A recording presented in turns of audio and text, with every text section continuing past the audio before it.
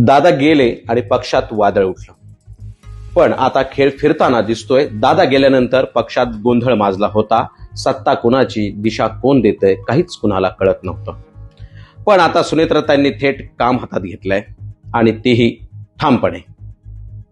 पटेल तटकरे यांनी पुढे केलेला नरेश अरोरा सरळ सरळ त्याला बाहेरचा रस्ता दाखवलाय.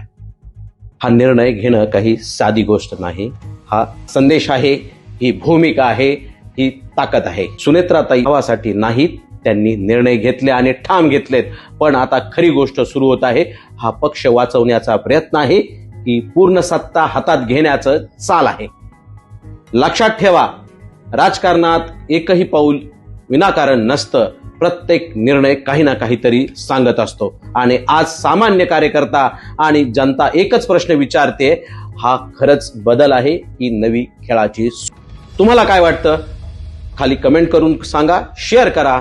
कारण आता आवाज उठतोय आणि तोही थांबणार नाही.